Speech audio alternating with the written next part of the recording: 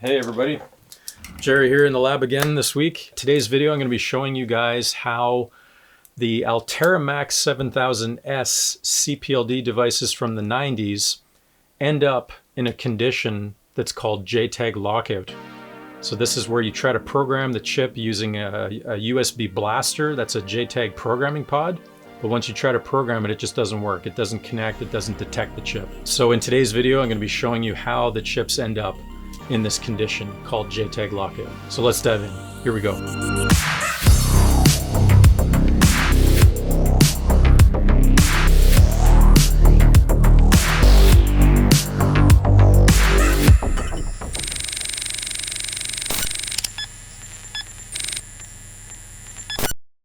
So now a lot of you guys were messaging me on my website, and you guys were asking me, you're like, hey Jerry, you know, you're posting a lot of videos on this electronic stuff. Are you still planning on doing retro game development kits and doing those deep dive videos that you did, you know, before?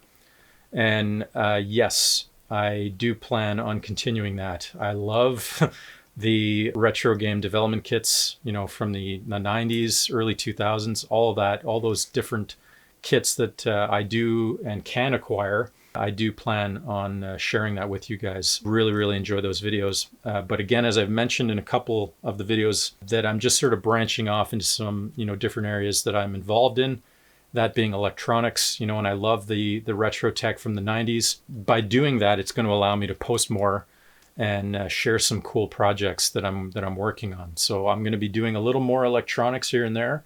And I do plan on also incorporating some of the retro robotic systems that I have, these robot arm kits that I have from the 80s and 90s. So that's something I want to start incorporating in to the channel as well. But again, yes, definitely going to be diving back into and continuing to do my typical deep dive videos on various retro game development kits.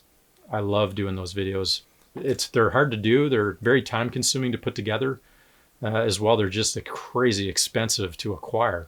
So anyway, just letting you guys know that, and hopefully that answers your questions. So today, we're going to hop over to my computer here with the Altera Quartus software, and I'm going to show you guys how that software is configured in order to place the Altera CPLDs into this state called JTAG Lockout, and why they do that. You know, what's the point of that? And then how it's programmed to where you just can't, you know, access the chip using the standard JTAG programming interface pod like the USB blaster. So let's hop over to Altera Quartus and I'll start to show you guys that. All right, so let's activate our Quartus software here. And we have the circuit from the last video. And today what we're going to do is we're going to add a second 7-segment display to our circuit.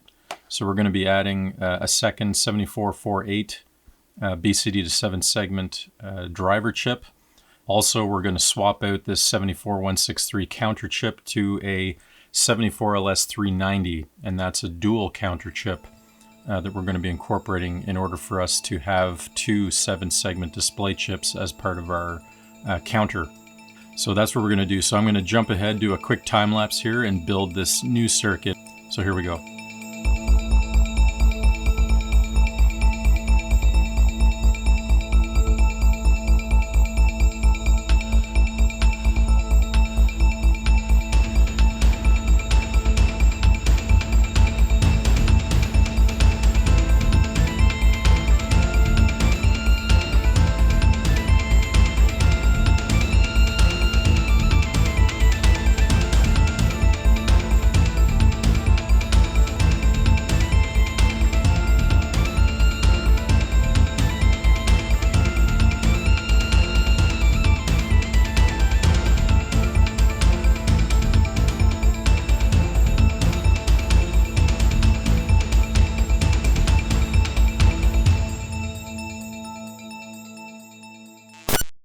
All right, so the circuit is complete. We have the 74390 dual counter chip, as well as an added 7448 BCD to 7-segment driver chip. I've got the output pins assigned here as well. We have to map them still to our physical pins on the CPLDs, and we'll do that in pin planner momentarily. You'll notice here I've added this little 3-input AND gate with some inputs and an output pin. And essentially what we're going to be doing is using this little circuit here to reassign our JTAG interface pins.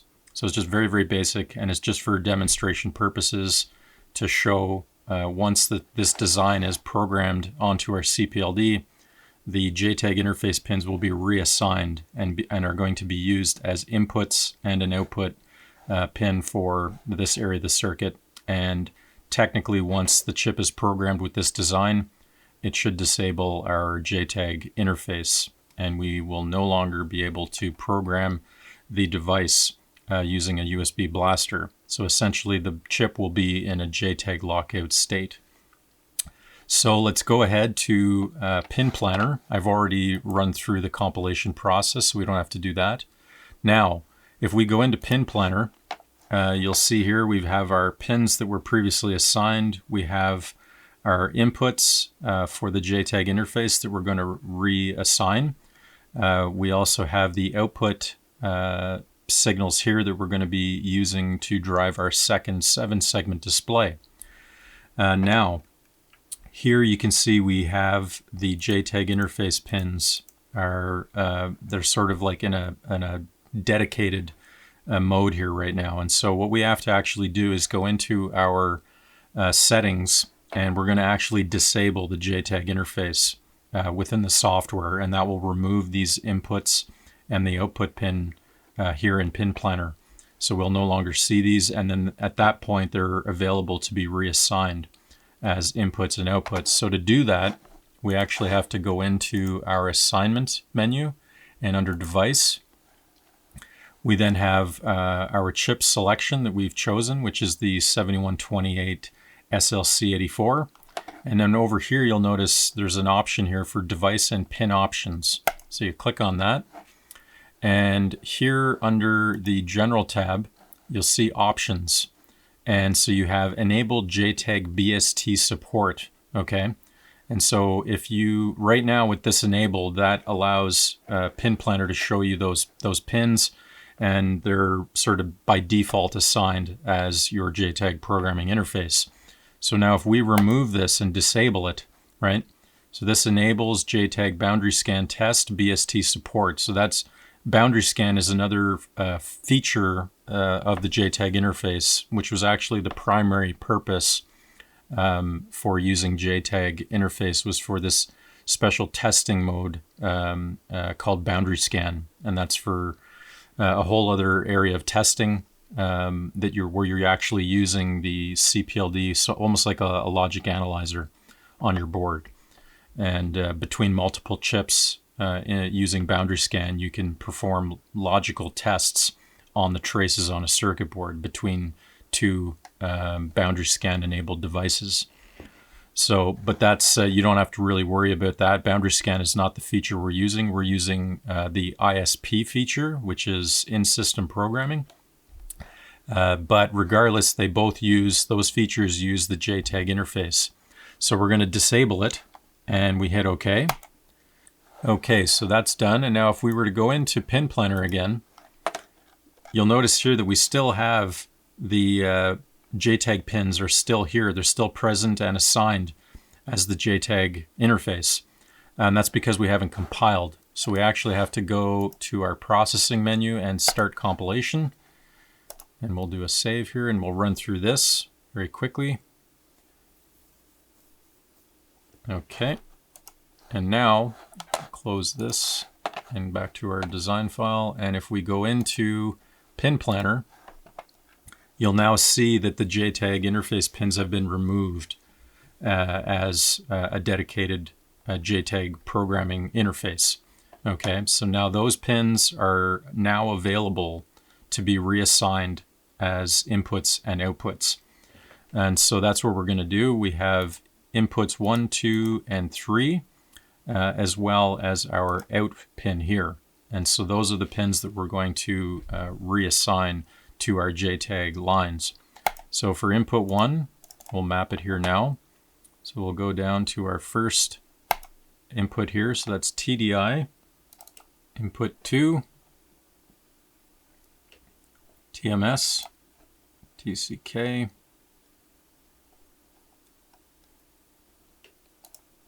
and then our output is TDO.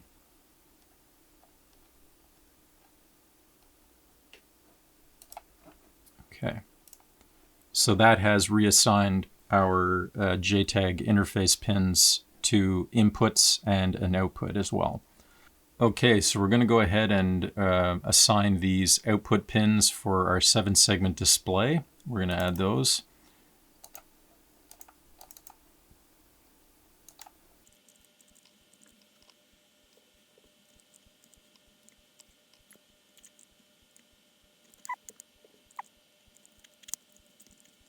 Okay, so all of our pins have been assigned, including the input pins and the output pin that we're using to remap the JTAG interface. Okay, so now we'll go ahead and close this. And now if we recompile our design,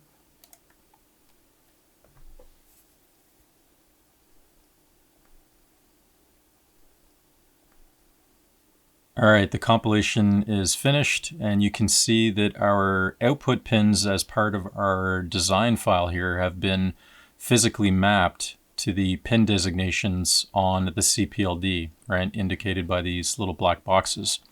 So those are the physical pin numbers on the chip.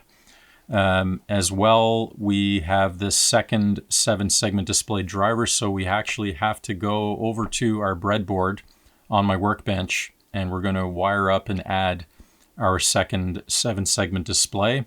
And once we have that circuit complete, we can then move forward with programming this design onto the CPLD using the Altera Quartus programming menu here. And so this, we have our design file here. This is the POF file that we just compiled, and we're going to be running through that programming sequence momentarily. So let's hop over to my workbench, and we'll add the second 7-segment display to our circuit.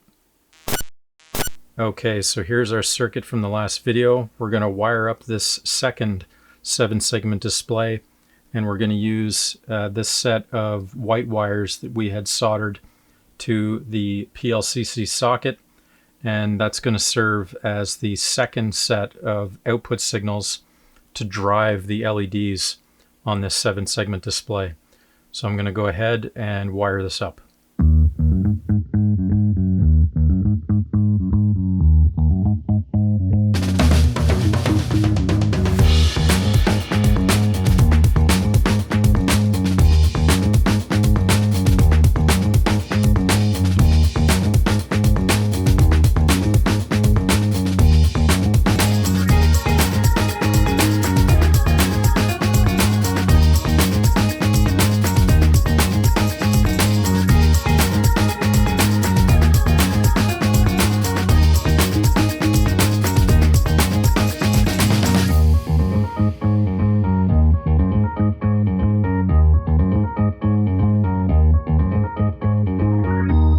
Okay, so the circuit is complete. Had to move things around a little bit. I moved up the connector block up here in order to accommodate the resistors for driving that 7-segment display, and bringing those, attenuating those to the proper voltage levels to not damage the 7-segment display.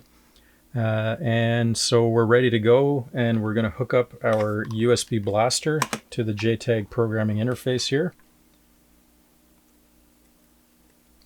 Okay, so I'll just power up the circuit, and then we should be able to program this design onto the CPLD, and it will then be in a state of JTAG lockout. So let's give it a shot.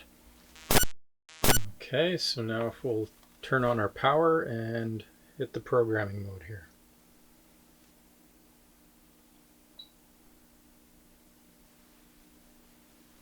And there we go. And as you can see, the display, the second display, is now showing 0, and it should count up and carry over to the second digit. And there we go. So the circuit is working. Now also, because we had programmed that that additional AND gate, the JTAG programming interface should be disabled now. So if we try to reprogram this, it should be disabled. So let's try that. So let's hit start and see if it programs. It does. Now, why would this be?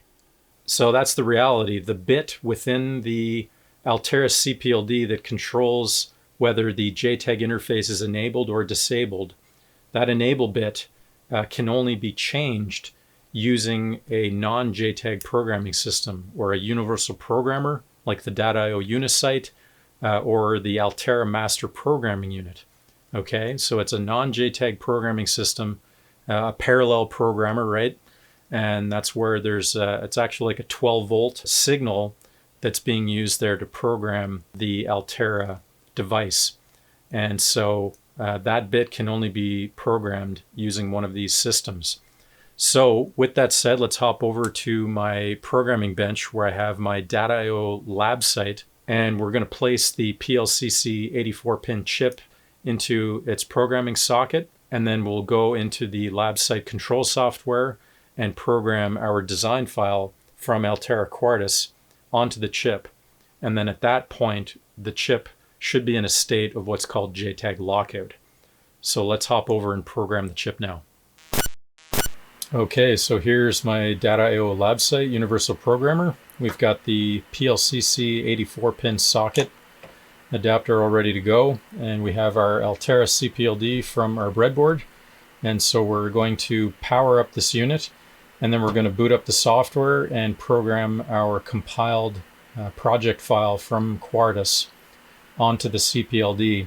And that will technically place the device into JTAG Lockout because this is a parallel programmer, and that's what's required in order to change the enable bit for the JTAG BST circuitry. Okay, so we're going to boot it up. And then we'll activate the lab site software on my Windows 98 machine. Okay, and it's connecting and doing some system checks on the programmer.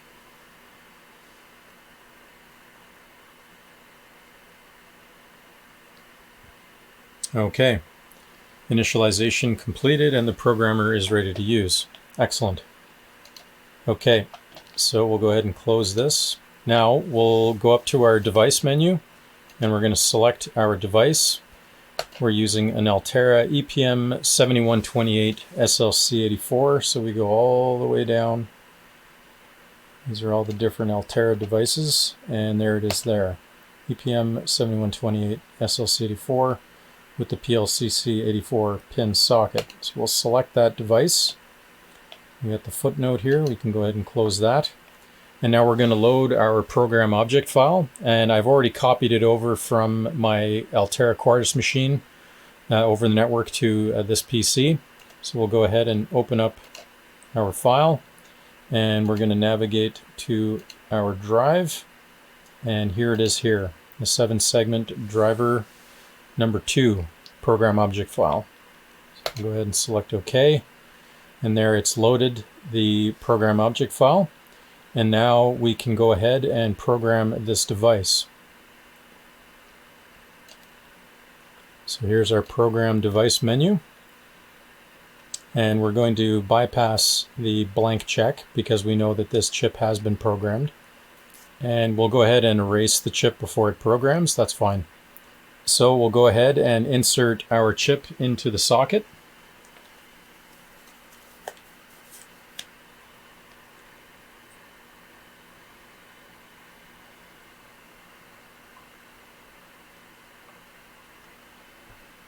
Okay, there we go.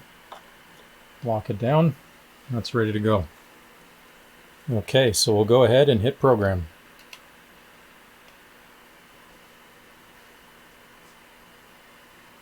Erasing the device. And programming.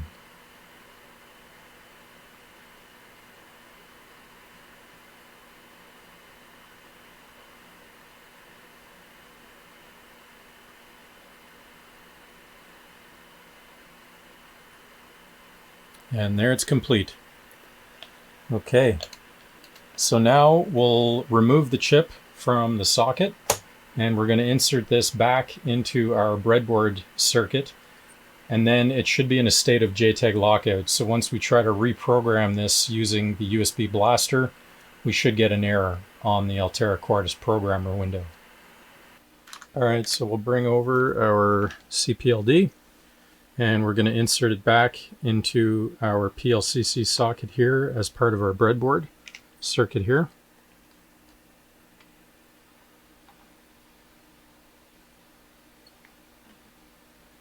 Okay, snapped it into place there. Okay, so we should be good to go. So I'll go ahead and power this up. So we'll just hit program and we'll see what happens. And there is the error.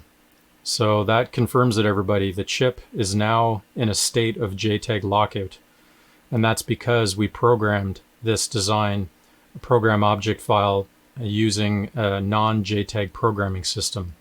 And that's the Universal Programmer, the .io lab site.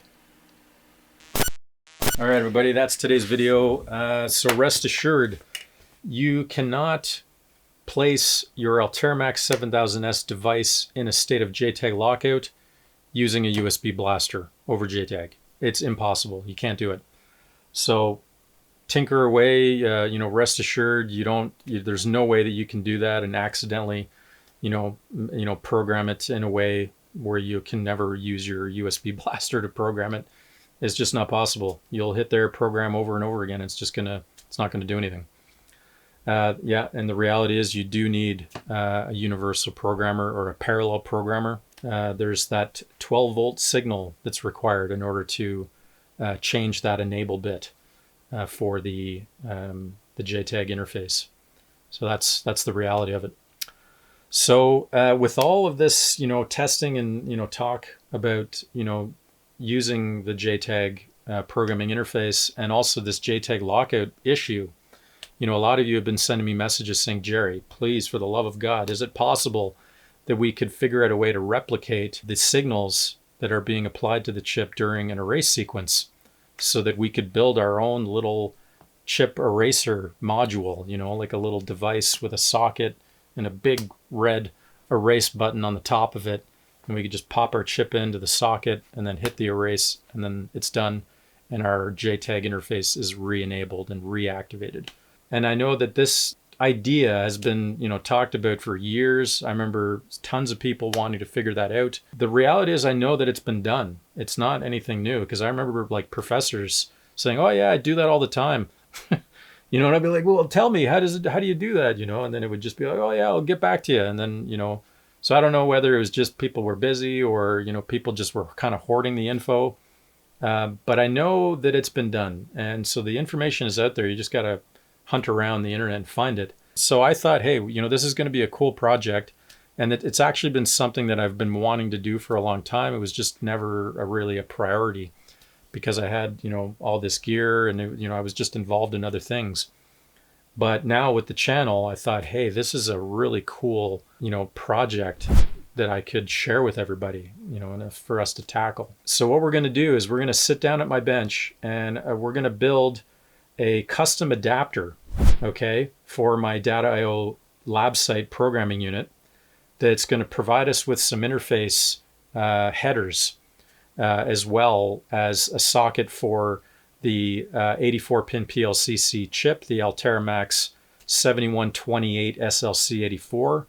So we're going to be able to place the chip into the socket, and then we're going to be able to interface my logic analyzer as well as my Agilent multimeter, which I have hooked up to my computer for doing voltage sweep and doing some voltage analysis on some of the pins that we can check and just verify and sort of see what's going on there in terms of all the different logic signals that are being sent in order to erase the Altera MAX device. So that's going to be in the next video. So we're going to be building that, and then eventually we'll hook it up and run some logic scans. And then, potentially see if we can replicate this using an Altera MAX 7128S device. Wouldn't that be awesome? will use one of their own devices to send out the signals to erase other devices of the same family and model. That would be cool. So that's today's video, everybody. Please hit the like and subscribe if you can. It's always appreciated. And we'll see you guys in the next video. Take it easy, and bye for now. Ciao.